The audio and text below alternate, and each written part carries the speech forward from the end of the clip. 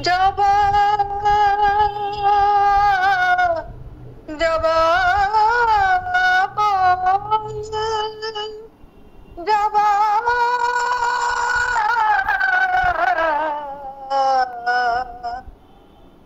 কোন সাধনায় পেলি শ্যামা মায়ের চরণ তল জবা কোন সাধনায় পেলি শ্যামা মায়ের চরণ তল বল রে জবা বল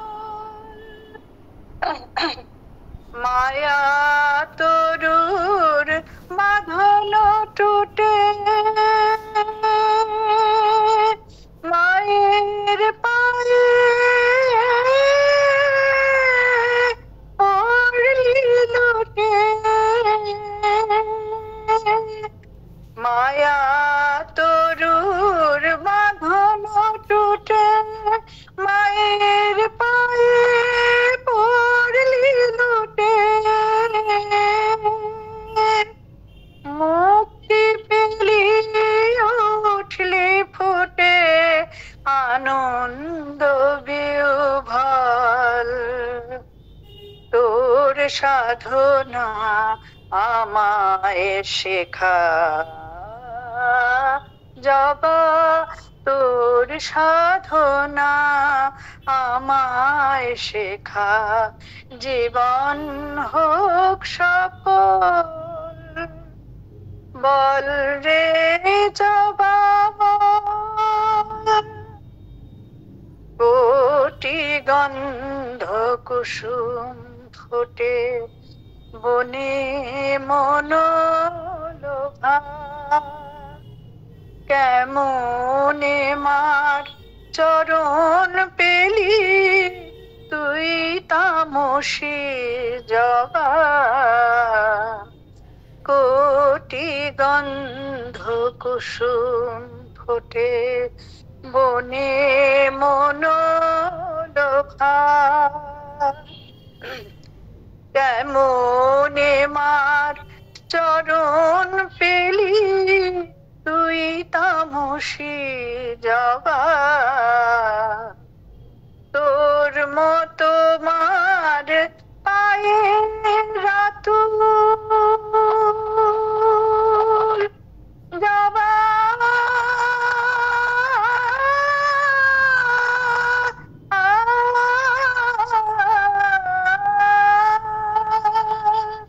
তোর মতো মার পায়ে রাতুল হব কবে প্রসাদে ফুল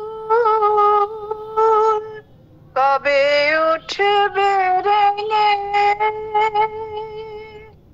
ওরে মায়ের পায়ের ছোঁয়া লেগে উঠবে রেঙে কবে তোরি মতো রাঙবে রে মোর মলিন চিত্ত দল বল রে জবা বল বল রে জবা বল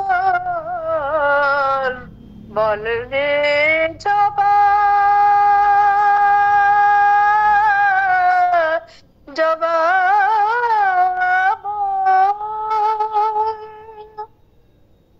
জয় মা জয়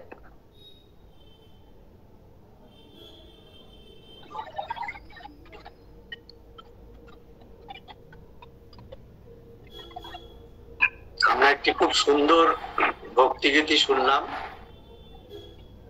শিবপুর সাধক সংঘ ট্রাস্ট পরিচালিত ক্লাসে বুধবারের ক্লাসে আমরা উপস্থিত হয়েছি শ্রী অরবিন্দ শ্রীমায়ের চরণে প্রণাম জানিয়ে আমরা ক্লাস শুরু করছি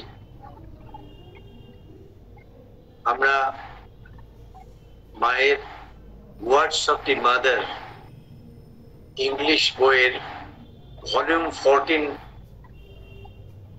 14 নম্বর ভলিউমের পেজ নাম্বার 107।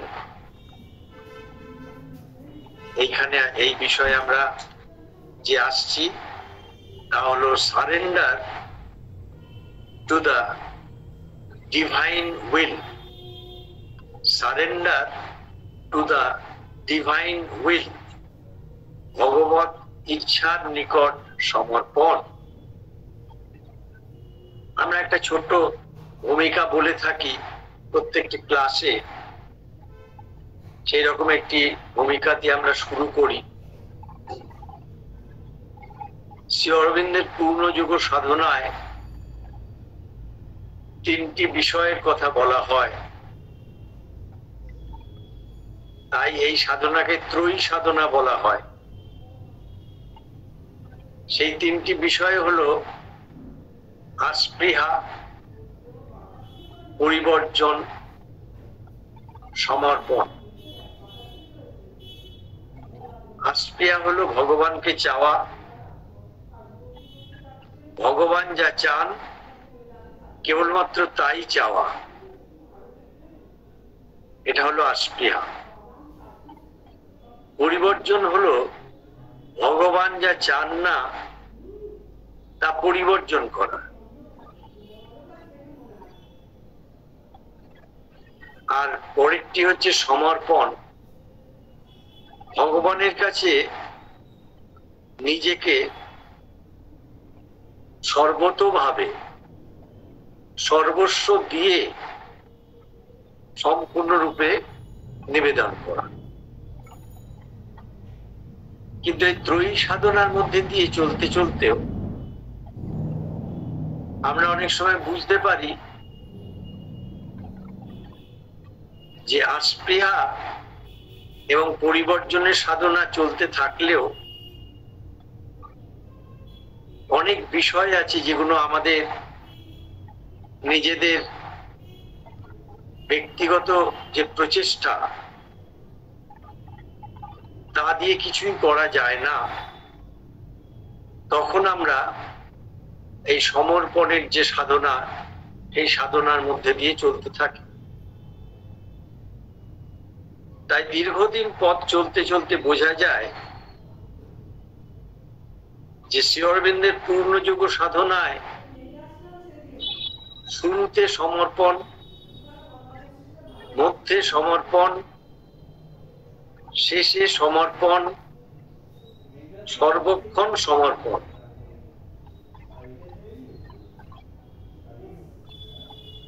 কিন্তু এই সমর্পণ সম্পর্কে শ্রী অরবিন্দ আমাদের একটু সতর্ক করে দিচ্ছে।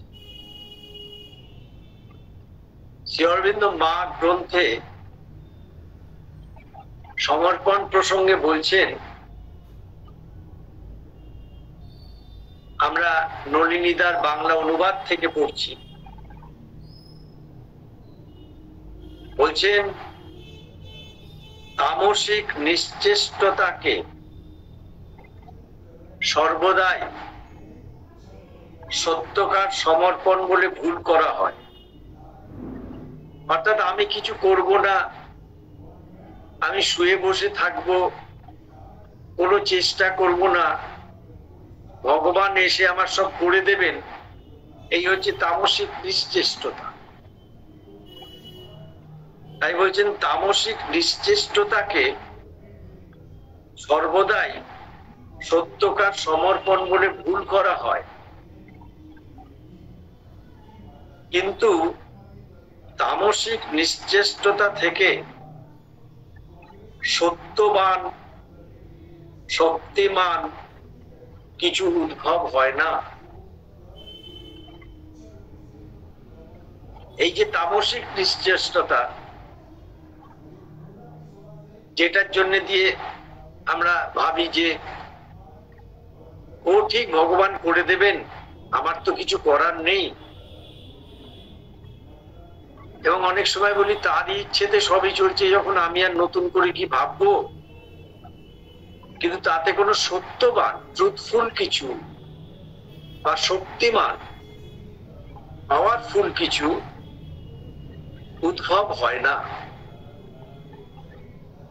ও বস্তু হলো স্থূল প্রকৃতির তামসিক অকর্তৃত্ব, তারই জন্য সে সকল রকমের অজ্ঞান ও অদিব্য প্রভাবে ক্রীড়নক হয়ে পড়ে। আসলে তামসিক সমর্পণের মধ্যে দিয়ে ওই অদিব্য যে শক্তিরাজি বা অজ্ঞান যে অবস্থা, তার দাস হয়ে যায়। তাই শ্রী অরবিন্দ বলছেন, ভাগবতী শক্তি যাতে কাজ করতে পারে তার জন্য চাই সেই সমর্পণ যার সানন্দ, সমর্থ, সহযোগী। আনন্দের সাথে সমর্পণ করা এবং নিজের সামর্থ্যটা থাকবে। কোনো দুর্বল কেউ কখনো সমর্পণ করতে পারে না। সাধনার জোর থাকবে, শক্তি থাকবে, তবেই সমর্পণ করা যায়। এবং সহযোগী হওয়া, অর্থাৎ ভগবান যেটা চাইছেন সেটাকে সানন্দে, সমর্থে সহযোগ সাধন করা, যাতে সেটা পরিপূর্ণতা পায়। এটা শ্রী অরবিন্দ সমর্পণ সম্পর্কে বলছেন। আজকের যে বিষয়, surrender to the divine will, ভগবত ইচ্ছার নিকট সমর্পণ। প্রথমেই প্রশ্ন আসতে পারে, ভগবত ইচ্ছাটা বুঝবো কি করে? আমরা অনেক সময় আমাদের নিজেদের ইচ্ছাকে ভগবত ইচ্ছা বলে চালিয়ে দিই।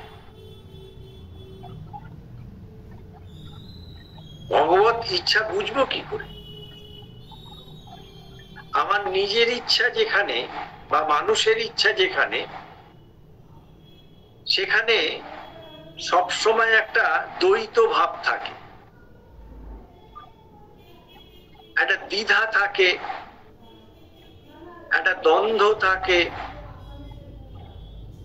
রিয়াকশন থাকে, ক্রিয়া প্রতিক্রিয়া। সেই ইচ্ছা পূরণ না হলে আমাদের মধ্যে প্রতিক্রিয়া সৃষ্টি হয়। সেই ইচ্ছার মধ্যে মিশ্রিত ভাব থাকে, প্রকৃতির নানা মিশ্রণ সেই ইচ্ছার মধ্যে একবারে ভীষণভাবে জুড়ে থাকে। এবং মানুষের ইচ্ছার মধ্যে, মানুষের মনের ইচ্ছার যদি অনুপুঙ্খ বিশ্লেষণ করা যায়, তাহলে দেখা যাবে তার মধ্যে মনের পক্ষপাতিত্ব, মনের ধ্যান ধারণা, মনের চিন্তা ভাবনা, এইসব মিশ্রণ থাকে। মানুষের ইচ্ছার মধ্যে প্রাণের বাসনা কামনা, প্রাণের দাবি, প্রাণের ক্ষুধা, এইসব মিশ্রিত অবস্থায় থাকে। শরীরের অভ্যাস সকল মিশ্রিত অবস্থায় থাকে। কিন্তু ভগবানের ইচ্ছা, তার মধ্যে কোনো দ্বিধা দ্বন্দ্ব থাকে না, তার মধ্যে কোনো ক্রিয়া প্রতিক্রিয়া থাকে না, তার মধ্যে কোনো দ্বৈত ভাব থাকে না, তার মধ্যে কোনো মিশ্রণ থাকে না। ভগবত ইচ্ছা সব সময়ের জন্য প্রশান্ত, পবিত্র, স্থির সিদ্ধান্তে অটল। এবং ভগবত ইচ্ছা সবসময় হৃদয়ের গভীর থেকে প্রকাশিত হয়। একবারে উপর ভাষা যে মন, সারফেস এরিয়া বা সারফেস যে মাইন্ড, সেখান থেকে ভগবত ইচ্ছা কখনো আসে না। একবারে হৃদয়ের গভীর থেকে এই ইচ্ছা উঠে আসে। এখন সেই ইচ্ছার সাথে আমাদের নিজেদের ইচ্ছাকে মিলন ঘটাতে গেলে কি করতে হবে, মা এখানে 13টা পয়েন্টে বলেছেন।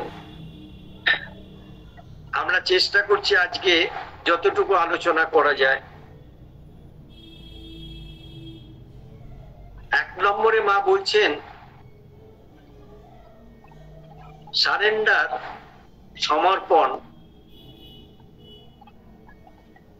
the decision to hand over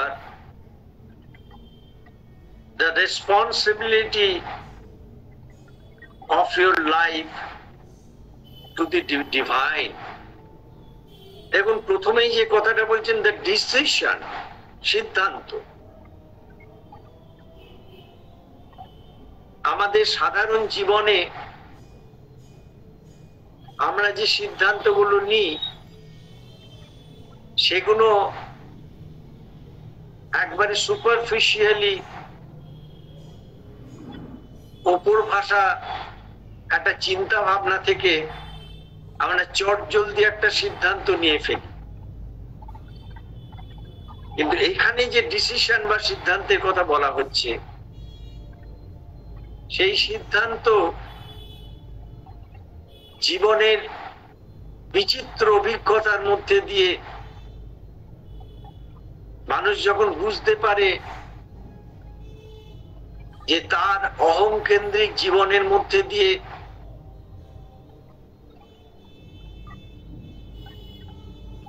তার কোন রকম সিদ্ধান্ত নেওয়ার আর প্রয়োজন নেই, সেই জীবনে যা কিছুই করতে যাক সেই সিদ্ধান্ত গভীর থেকে আসুক, যেখান থেকে সে টু হ্যান্ড ওভার, সম্পূর্ণভাবে সে অর্পণ করতে পারে, দিয়ে দিতে পারে রেসপন্সিবিলিটি, দায়িত্ব, সমস্ত দায়িত্ব অফ ইউর লাইফ, তোমার জীবনের, টু দি ডিভাইন, ভগবানের কাছে। তাহলে জীবনের সমস্ত রকম অবস্থার,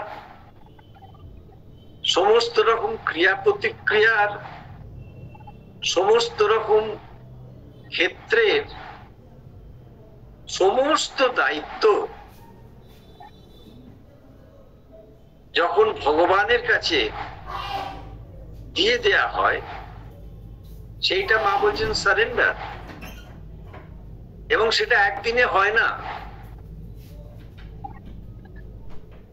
এই ডিসিশনটা to hand over the responsibility of your life to the divine, এই ডিসিশনটা একদিনে হয় না। সাধনা করতে করতে দিনে দিনে এই ডিসিশন ঘনীভূত হয়, এই সিদ্ধান্ত গভীর থেকে গভীরতর অবস্থা থেকে বেরিয়ে আসে। কিন্তু সেই যে সিদ্ধান্ত নেওয়া হয় ভগবানের কাছে সমস্ত জীবনকে, জীবনের দায়িত্বকে দেওয়ার জন্যে, সেটা কিভাবে করা হয়?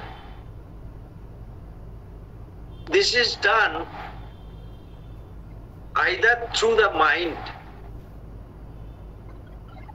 এটা করা হয় বা এটা সাধিত হয় সাধনা চলতে চলতে মনের মধ্যে দিয়ে। কারণ আমরা সাধারণভাবে মননশীল মানুষ, মনটাই আমাদের সবার আগে কাজ করে, মনের মধ্যে সমস্ত চিন্তা ভাবনা গুলো থাকে, জীবনকে নিয়ে, জগৎকে নিয়ে, পারিপার্শ্বিক অবস্থা নিয়ে, সমস্ত কিছু নিয়ে মনের মধ্যেই প্রথমে প্রভাবটা পড়ে। তাই মন দিয়েই প্রথমে সাধনা শুরু করতে হয়। তা বলছেন এই যে সিদ্ধান্তটা নেওয়া হয় জীবনের সমস্ত দায়িত্ব ভগবানকে দেওয়ার জন্যে, এটা করা হয় থ্রু দি মাইন্ড, মনের মধ্যে দিয়ে। শুধু মনের মধ্যে দিয়ে না, আরো কিছু বিষয় রয়েছে এবং সেটা নির্ভর করে কার চেতনার স্তর কিরকম, কার ভেতরের অবস্থা কিরকম, সে কোন জায়গা থেকে এই সিদ্ধান্ত নিতে পারে যে ভগবানের কাছে সমস্ত জীবনটা দিয়ে দেওয়ার জন্য, সেটা ব্যক্তি বিশেষে নির্ভর করে। তাই বলছেন this is done either through the mind or the emotion, অথবা হৃদয়াবেগের মধ্যে দিয়ে। এই হৃদয়াবেগের মধ্যে দিয়ে যেটা করা হয় সেখানে ভক্তির প্রাবল্যের কথা বলা হয়। ভক্তি থেকে প্রথমে ভাব তৈরি হয়, ভাব থেকে মহাভাব তৈরি হয়। এই যে ইমোশনের কথা বলছেন, হৃদয়াবেগের কথা বলছেন, এটা কিন্তু বাইরের কোনো আবেগের ব্যাপার নয়।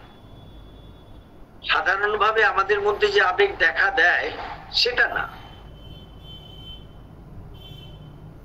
একবারে অন্তরের থেকে এক শুদ্ধ আবেগ বেরিয়ে আসে যে আমার এই জীবনকে আমি সম্পূর্ণরূপে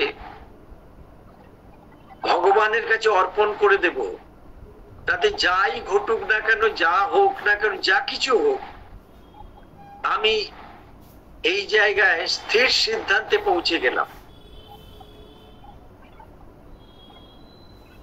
আরেকটি জায়গায় কথা বলছেন, অর্থাৎ লাইফ ইম্পালস, অর্থাৎ প্রাণ শক্তির মাধ্যমে।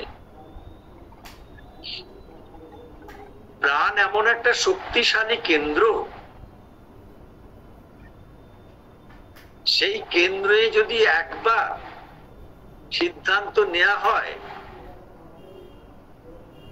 যে আমার এই জীবন সম্পূর্ণভাবে ভগবানের কাছে অর্পণ করব, তাহলে সেখান থেকে তাকে সরানো যায় না এবং সাধনা খুব দ্রুত গতিতে চলতে থাকে। সাধারণত সাধনায় শ্লথ গতি বা খুব ধীর গতিটা দেখা যায় ততদিনই যতদিন প্রাণ ও শক্তি সেই সাধনার সাথে জুড়ে না যায়।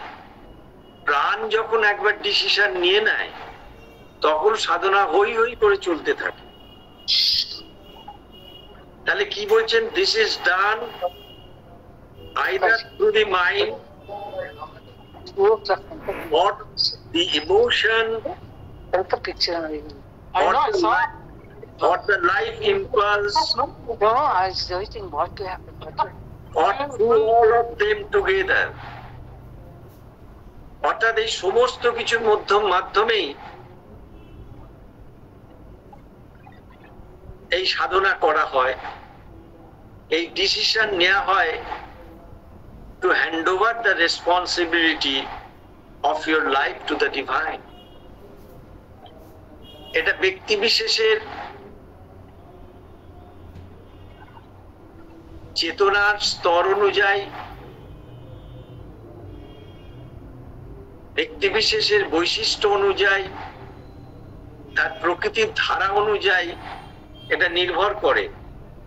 এবং এখানে শুধু মন বা হৃদয়াবেগ বা প্রাণ শক্তি নয়, এই সমস্ত কিছু নিয়েও কিন্তু একসাথে চলতে পারে।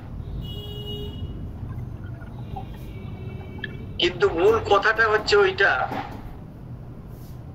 the decision to hand over the responsibility of your life to the divine, অর্থাৎ তোমার জীবনের দায়িত্ব ভগবানকে অর্পণ করার সিদ্ধান্ত। আমাদের মধ্যে সমর্পণের কাজ হয়, অবশ্যই হয়। আমরা যখন কোনো পূজা অর্চনার পর সাষ্টাঙ্গ প্রণাম করি তখন তো আমরা সমর্পণ করি। আমরা যখন বিপদ আপদে পড়ি তখন তো ঈশ্বরের কাছে, ভগবানের কাছে সমর্পণ করি সেখান থেকে রক্ষা পাওয়ার জন্য। আমাদের যখন কোনো স্বার্থগত বিষয় নিয়ে আমরা চঞ্চল হয়ে পড়ি তখন সেখান থেকে ভগবানের কাছে সমর্পণ করার চেষ্টা করি। কিন্তু সেই সব সমর্পণ হচ্ছে আংশিক সমর্পণ। সেই সমর্পণে সমস্ত জীবনটাকে সম্পূর্ণভাবে দিয়ে দেওয়ার সিদ্ধান্ত থাকে না। তাই সম্পূর্ণভাবে অর্পণ করার জন্য যে সিদ্ধান্ত, সেই সিদ্ধান্ত মনের থেকে, হৃদয় আবেগ থেকে এবং প্রাণ শক্তির মাধ্যমে অথবা এই সমস্ত কিছুর মধ্যে দিয়ে, এই তিনটে অবস্থার মধ্যে দিয়েই কাজ করে। এবং এই যে সমর্পণ, এই সমর্পণ মানুষকে কিন্তু এমন একটি অবস্থার মধ্যে নিয়ে যাবে, সে নিজে বুঝতে পারবে যে তার খোল নলছে, পাল্টে ফেলছে।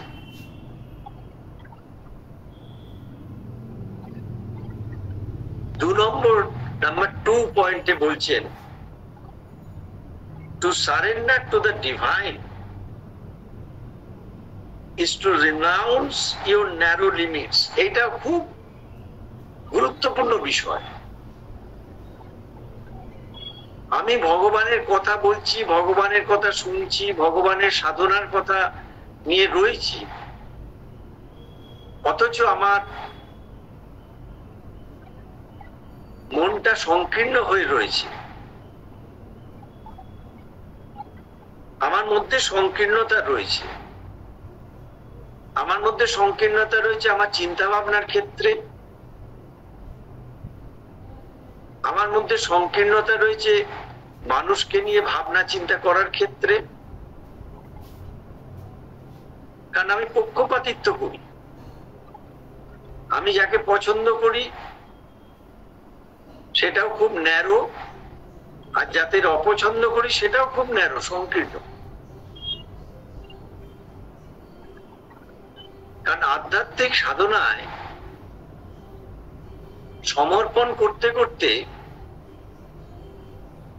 একটা নিরপেক্ষ ভাব চলে আসে, একটা নৈর্ব্যক্তিকতা গড়ে ওঠে ভেতরে ভেতরে। তাই বলছেন, to surrender to the divine is to renounce your narrow limits. ভগবানের কাছে সমর্পণ করার অর্থ তোমার সংকীর্ণ সীমা সব অস্বীকার করা। যত রকমের ন্যারোনেস রয়েছে, সংকীর্ণতা রয়েছে, মনের দিক দিয়ে, প্রাণের দিক দিয়ে, শরীরের দিক দিয়ে, সমস্ত কিছুকে রিনাউন্স করতে বলছেন, অস্বীকার করতে হয়।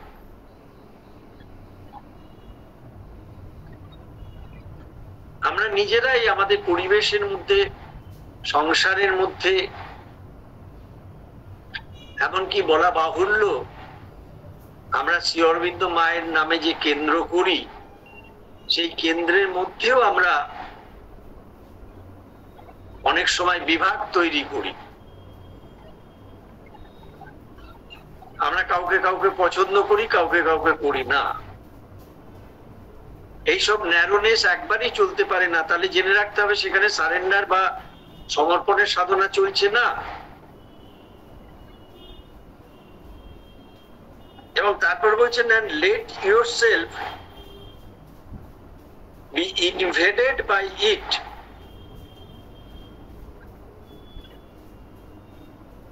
and make a center for its play.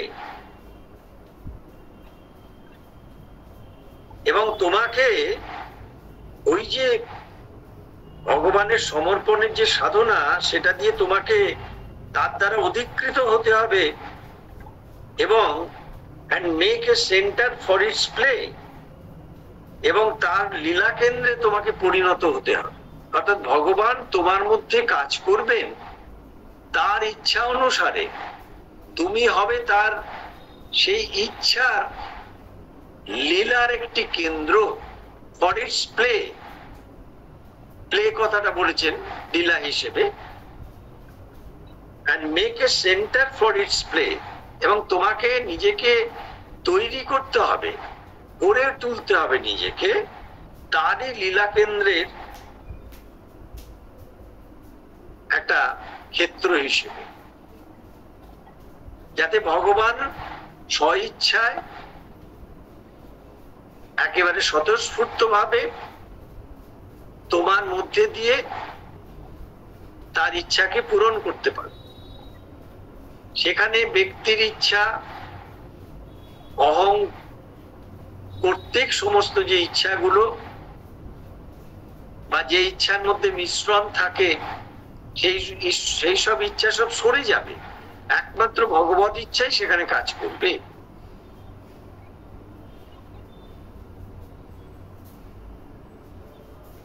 তিন নম্বর পয়েন্টে বলছেন,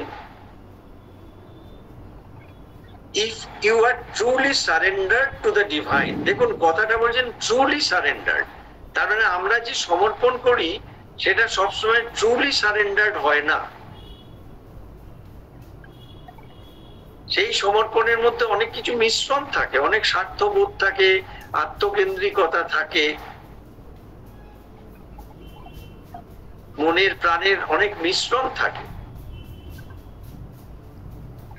তাই বলছেন, if you are truly surrendered to the divine in the right manner, right manner মানে যথার্থভাবে, and totally এবং সামগ্রিকভাবে, নিঃশেষে, তাহলে দুটো কথা এখানে খুব প্রয়োজনীয়, right manner and total. Right ম্যানারটা কি? নিজের মধ্যে তুল্যমূল্য ভাবে দেখে নিতে হবে কোনটা আমার ইচ্ছা আর কোনটা ভগবত ইচ্ছা। ভগবত ইচ্ছা মানেই তা গভীর থেকে আসা এক প্রশান্ত, পবিত্র, দ্বিধাহীন, স্থির সংকল্পে অটল একটি ইচ্ছা ভেতর থেকে উঠে আসবে, এবং সে ইচ্ছা কখনো সংকীর্ণতার দ্বারা সীমাবদ্ধ হবে না, কোনো পক্ষপাতিত্বের দ্বারা উদীকৃত হবে না, সে উদার ভাবে এই পৃথিবীর মাটিতে কাজ করতে থাকে। তাহলে in the right manner and totally, যথার্থভাবে এবং নিঃশেষে যদি তুমি ভগবানের কাছে সত্যই সমর্পিত হয়ে থাকো, দেন at every moment, তাহলে প্রতি মুহূর্তে, দেখুন মুহূর্তের কথা বলেছেন, তাহলে সেই মুহূর্তগুলোকে বোঝা যাবে। আমাদের তো অসারে জীবন চলে যায়, যান্ত্রিক ভাবে জীবন চলে যায়, সময় ব্যয় করে জীবনে, কিন্তু কি সেই মুহূর্তগুলো, সেগুলো আমরা ধরতে পারি না। তাই বলছেন, দেন at every moment, প্রত্যেক মুহূর্তে, you will be what you ought to be, তোমার যা হওয়া উচিত তাই তুমি হবে। সেই মুহূর্তে যেটা তোমার হওয়া উচিত সেটাই তুমি হবে, সেটাই হচ্ছে রাইট ম্যানার। এবং টোটালি, নিঃশেষে, যথার্থভাবে এবং নিঃশেষে সমর্পণ হচ্ছে সেইটা যে তোমার প্রতি মুহূর্তে যেটা হওয়ার সেটাই তুমি হবে, এর মধ্যে কোনো দ্বিধাদ্বন্দ্ব থাকবে না।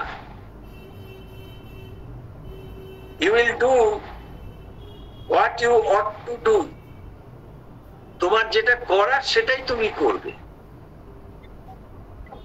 এই করার মধ্যে দিয়ে কোন রকম তোমার মধ্যে কোনো সংকোচ থাকবে না, কোনো সংকীর্ণতা থাকবে না, কোনো কন্ট্রাডিকশন বা দ্বন্দ্ব থাকবে না, তুমি স্বতঃস্ফূর্ত ভাবে করতে পারবে। যখন তুমি ভগবত ইচ্ছায় কাজ করবে এবং যখন ট্রুলি তুমি সারেন্ডার করবে, যথার্থভাবে তুমি সম্পূর্ণভাবে যখন সমর্পণ করবে, you will do what you ought to do, you will know what you ought to know, এবং তোমার যা জানা উচিত সেটাই তুমি জানতে পারবে। আমরা তো ধরুন জানি না জীবন সম্পর্কে, এর আগের মুহূর্তে কি হলো সেটাও আমাদের জানা ছিল না, এখন বর্তমানে কি হচ্ছে সেটাও আমরা জানি না, এর পরের মুহূর্তে কি হবে সেটাও আমরা জানি না। কিন্তু যখন ট্রুলি সারেন্ডার করা হয় ভগবানের কাছে, সত্যই সমর্পণ করা হয় in the right manner and totally, যথার্থভাবে এবং সামগ্রিকভাবে, তখন প্রতি মুহূর্তে বলছেন তুমি যা সেটাই তুমি হবে, তুমি যা করো, তোমার যা করা উচিত সেটাই তুমি করবে, এবং তোমার যা জানা উচিত সেটাই তুমি জানবে। তিনটে স্তর এখানে দিয়েছেন। টু বি, যেটা হওয়ার সেটা তুমি হবে, টু ডু, যেটা করার সেটা তুমি করবে, টু নো, যেটা জানার সেটা করবে। এবং শুধু তাই নয়, সেটা এত পারফেক্টলি হয়ে যাবে, পরিষ্কার বোঝা যাবে যে তিনি ভেতর থেকে এসে সেটা করিয়ে দিলেন, বা সেটা বলিয়ে দিলেন, বা সেটা জানিয়ে দিলেন।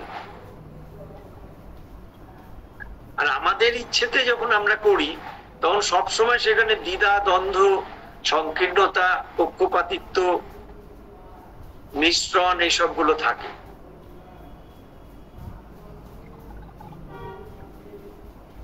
কিন্তু এটা করতে গেলে কি করতে হবে? মা বলছেন এটা করতে গেলে, but for that you should have transcended all the limitations of the ego, যেটা খুবই কঠিন কাজ। দেখুন, সাধনার জন্য যত রকমের বাধা বিঘ্নর কথা বলা হয়, তত রকমের, আমরা প্রায়শই ষড়রিপুর কথা বলি, আমরা প্রায়শই আমাদের মধ্যেকার আরো সমস্ত বাধা বিঘ্নের কথা তুলি, কিন্তু সেগুলোকে তো চেনা যায়, জানা যায়। কিন্তু এই যে ইগো বা আমি বোধ, সেটা এমন ভাবে শিরা উপশিরার মধ্যে লুকিয়ে থাকে, এমন ভাবে মিলিয়ে মিশিয়ে থাকে, সেই ইগো বা অহং বোধকে কিন্তু কখনো বোঝা যায় না, তার অনেক ছদ্মবেশ। তাই মা বলছেন, but for that you should have transcended, কিন্তু তার জন্য তোমাকে অতিক্রম করে যেতে হবে। কি অতিক্রম করতে হবে? না, all the limitations of the ego, অহংয়ের সমস্ত সীমাবদ্ধতাকে অতিক্রম করতে হবে। এই অহং হচ্ছে আধ্যাত্মিকতার, ভগবানের সাধনার সব থেকে বড় বাধা। এ শেষ পর্যন্ত থেকে যায়। এর মধ্যে অনেক ভাগ থাকে, যেমন তামসিক অহং। তামসিক অহং হলো আমার দ্বারা কিছু হবে না, আমি খুবই নীচ, অপদার্থ, অক্ষম, আমার দ্বারা কিছু হবে না। রাজসিক অহং কি? আমি একমাত্র ভালো বুঝি, আমার মতো কেউ বোঝে না, আমি একমাত্র সঠিকভাবে সাধনা করি, আর কেউ সাধনা করে না। এটা হচ্ছে রাজসিক অহং। এই অহংগুলো সমস্ত বিপজ্জনক, কিন্তু আরো বড় বিপজ্জনক হচ্ছে স্পিরিচুয়াল ইগো, আধ্যাত্মিক অহং। ভেতরে ভেতরে একটা সূক্ষ্ম অহংবোধ কাজ করে যে আমি সাধনা করতে করতে এমন উন্নত অবস্থায় পৌঁছে গেছি যেন আমি ঈশ্বর, আমি ভগবান, লোকে আমাকেই প্রণাম জানাক বা আমার কাছে সমর্পণ করুক। এইরকম একটা স্পিরিচুয়াল ইগো বা সাত্ত্বিক ইগো কাজ করে, ডেঞ্জারাস। তাহলে but for that you should have transcended all the limitations of the ego. কিন্তু তার জন্য তোমাকে সকল অহংয়ের সমস্ত যে সীমাবদ্ধতা সেখান থেকে অতিক্রম করে চলে যেতে হবে। এইবার যেটা মা বলছেন এইটাকে কিন্তু খুব অনুভূতিতে বা উপলব্ধিতে আনার কথা, দরকার আছে আমাদের।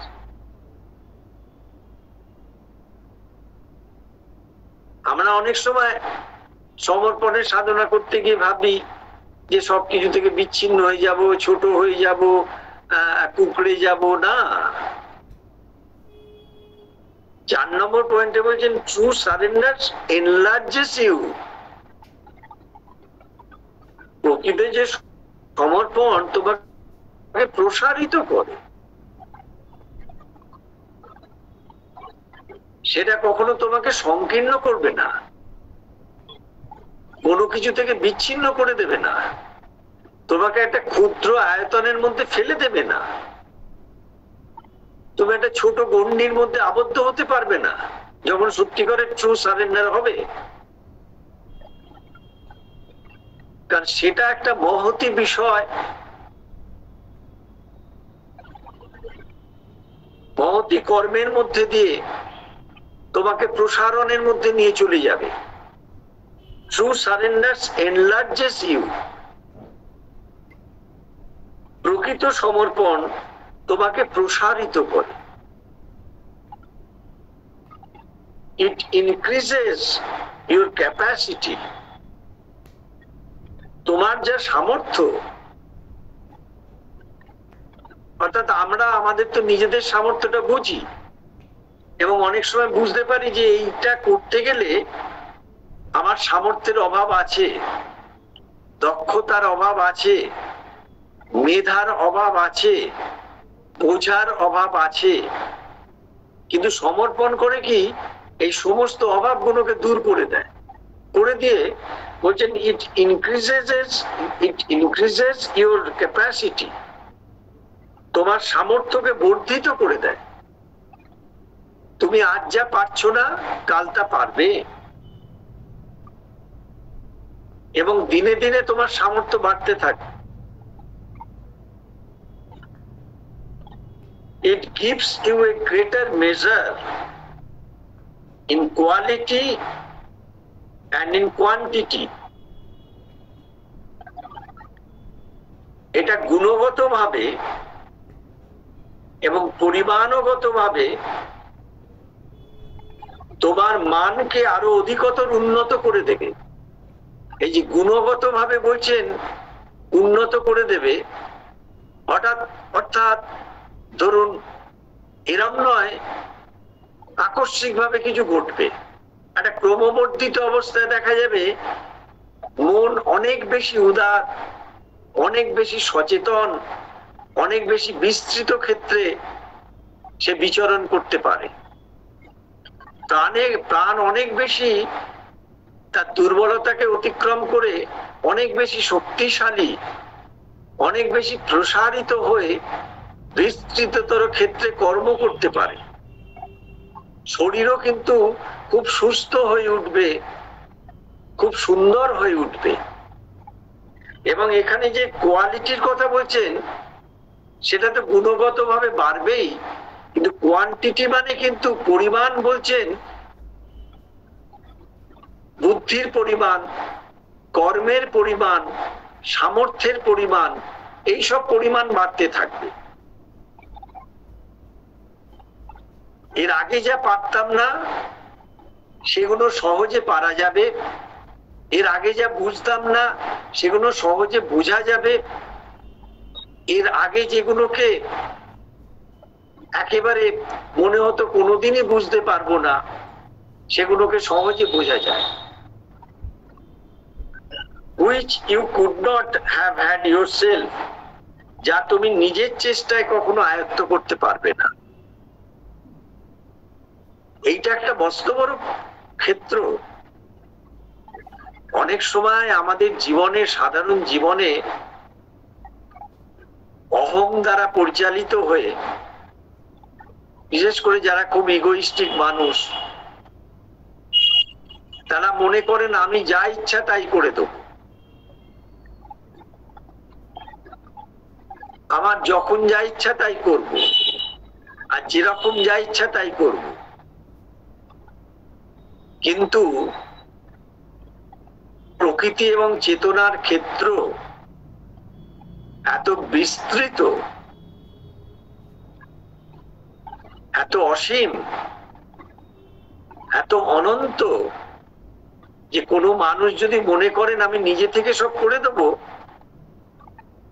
তাহলে তিনি মূর্খের স্বর্গে বাস করছেন। এক লহমায় সমস্ত পাল্টে যেতে পারে, এক মুহূর্তে সমস্ত এদিক ওদিক হয়ে যেতে পারে।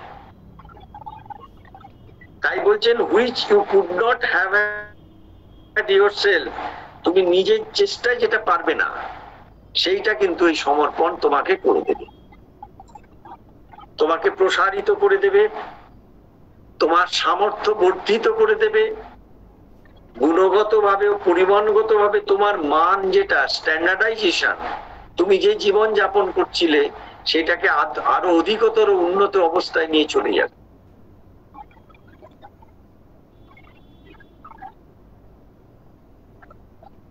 এরপর মা বলছেন 5 নম্বর পয়েন্টে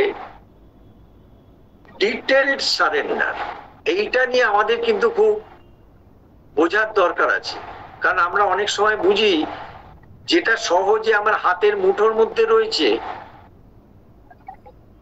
যেটা আমার ক্যাপাসিটির মধ্যে, সামর্থ্যের মধ্যে রয়েছে, যেটা আমি সাধারণ বুদ্ধি দিয়ে বুঝতে পারি, সেটা আবার সমর্পণ করার দরকার কি আছে।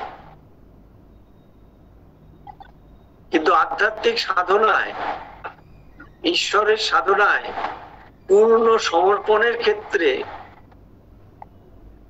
একবারে ছোটখাটো বিষয় থেকে বড় বিষয়, from alpine to elephant, বাইরের বিষয় থেকে ভেতরের বিষয়, এক্সটার্নাল থেকে ইন্টারনাল, স্থূল বিষয় থেকে সূক্ষ্ম বিষয়, একবারে ম্যাটার থেকে একেবারে খুব সূক্ষ্ম যে বিষয়গুলো থাকে, যেগুলোকে চোখে দেখা যায় না, অদৃশ্য কিছু, সেই সমস্ত ক্ষেত্রে ডিটেইল সারেন্ডার, অনুপুঙ্খ সমর্পণ দরকার। এবং যার ফলে হয় কি, surrender which does not forget anything, সে কোনো কিছু ভুলে যাবে না, সে যে চলতে থাকবে, তার পায়ের পাতার পাশে চলতে চলতে একটা ছোট কিছু হয়তো পড়ে রয়েছে, যেটা সেখানে থাকার কথা নয়, ছোট্ট একটা ধরুন কিছু পড়ে রয়েছে, যেটা ওয়েস্ট বক্সে থাকার কথা, সে কিন্তু সেটা তুলে সেখানে ফেলে দিয়ে আসবে। সে কোন রকম অসামঞ্জস্যপূর্ণ অবস্থা, কোন সমতার অভাবকে রেখে সে সাধনা করতে পারবে না। এবার 6 নম্বরে বা ডিটেইল সারেন্ডার মানেটা বলছেন detail surrender means the surrender of all the details of life, জীবনের খুঁটিনাটি সমস্ত কিছু,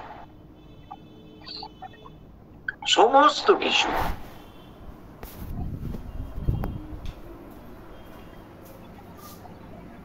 even the smallest, এমনকি ক্ষুদ্রতম, and the most insignificant in appearances, এবং বাহ্যিক দিক দিয়ে সব থেকে তুচ্ছতম যেগুলো, সেগুলো সমর্পণ করা। কারণটা কি? তাহলে অ্যাজ এ হোল টোটাল ডিভিনিটির এক্সপ্রেশনটা হবে। কিছুটা পোর্শন সমর্পণ করা হলো আর কিছু কিছু সমর্পণ করা হলো না, রেখে দেয়া হলো, তাহলে ওইসব জায়গাগুলো আনডিভাইন হয়ে থাকে। তাই বলছেন অনুপুঙ্খ সমর্পণ মানে ডিটেল সারেন্ডার মিনস, অনুপুঙ্খ সমর্পণ মানে the surrender of all the details of life, জীবনের সকল খুঁটিনাটি অংশগুলোকে সমর্পণ করে দেওয়া। Even the smallest and the most insignificant in appearances, এমনকি ক্ষুদ্রতম এবং বাহ্যত তুচ্ছতম পর্যন্ত সমর্পণ করা। মায়ের ঘরে পণ্ডিচেরি আশ্রমে আপনারা যারা গেছেন তারা জানেন, ওইখানে অনেক মূর্তি অনেক কিছু রয়েছে। মা বসে আছেন, এই সব কিছুর মাঝে এক টুকরো কাপড়, সেটা একটু কুঁচকোনো অবস্থায় রয়েছে। মা সেই কাপড়টিকে হাত দিয়ে দিয়ে সোজা করে পরিপাটি করে পাট করে টেবিলের একটা জায়গায় রাখলেন। আমরা সাধারণ জীবনে এমন অনেক কিছুকে এড়িয়ে যাই, যেটা মনে হয় এটা করার কি দরকার ছিল, এইতে কি আছে। কিন্তু সাধনার জীবনে তা করা যাবে না। সাধনার জীবনে ডিটেল সারেন্ডার বা অনুপুঙ্খ সমর্পণ করতে গেলে যা কিছু খুঁটিনাটি, যা কিছু ক্ষুদ্রতম এবং যা কিছু বাহ্যত তুচ্ছতম সমস্ত কিছুকে কিন্তু সমর্পণ করে দিতে হবে মায়ের কাছে। এবং নিজের মধ্যে খুব ধরুন ছোট্টখাট্ট একটা বিষয়, যে বিষয়টা ইজিলি আমরা হ্যান্ডেল করতে পারি, আমরা সহজে সেগুলোকে কোনো না কোনো একটা ব্যবস্থা করতে পারি, সেটাও কিন্তু মায়ের কাছে তুলে দিতে হবে। তবে ওইসব এরিয়াগুলোতে মা অবাধে কাজ করতে পারবেন এবং প্রকৃতির ওই ক্ষেত্রগুলো খুব সহজে কিন্তু রূপান্তরিত হতে পারবে।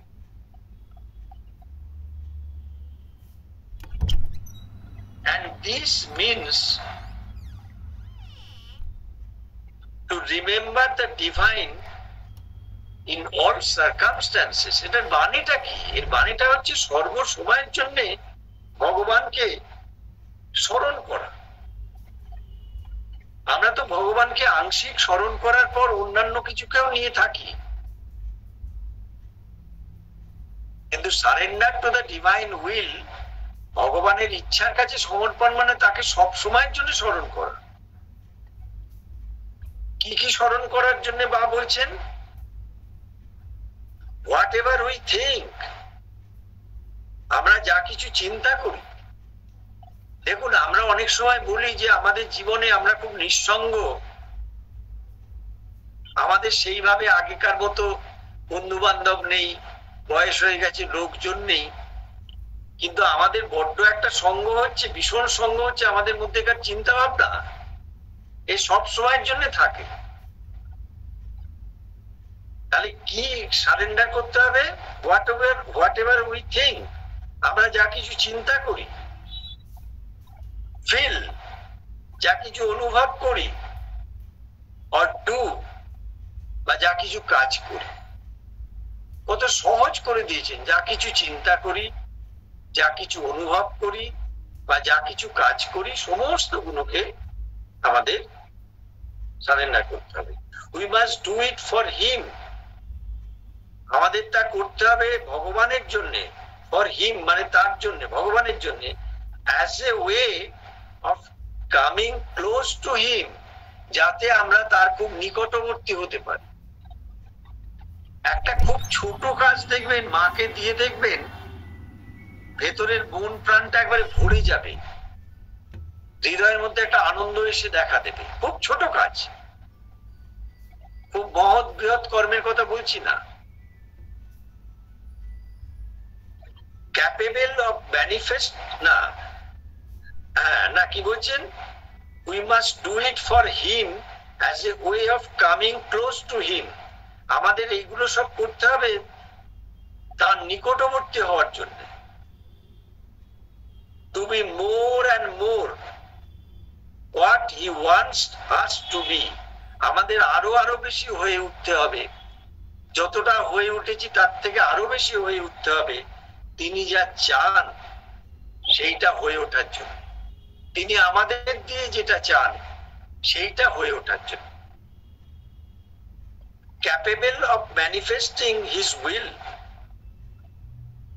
in perfect sincerity and purity, অর্থাৎ তার যে ইচ্ছা, মানে ভগবত ইচ্ছা বা মায়ের যে ইচ্ছা, সেইটাকে প্রকাশ করার জন্য সমর্থ হতে হবে আমাদের খুব আন্তরিকভাবে এবং পবিত্রভাবে।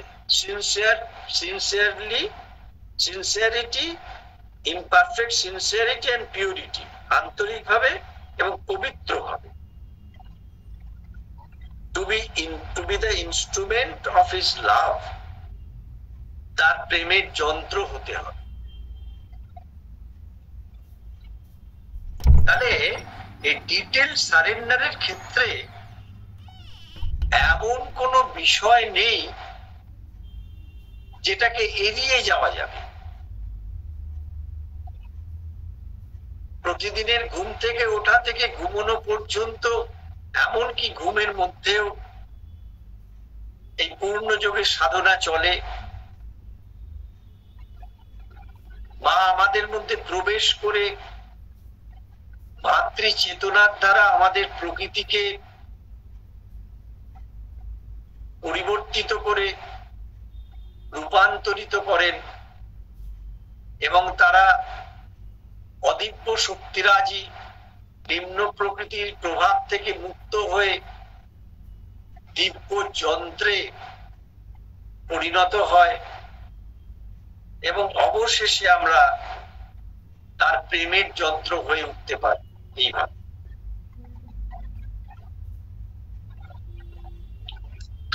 Surrender to the divine will, ভগবত ইচ্ছার নিকট সমর্পণের 13টি পয়েন্টের মধ্যে 6টি পয়েন্ট আজকে আমরা আলোচনা করলাম,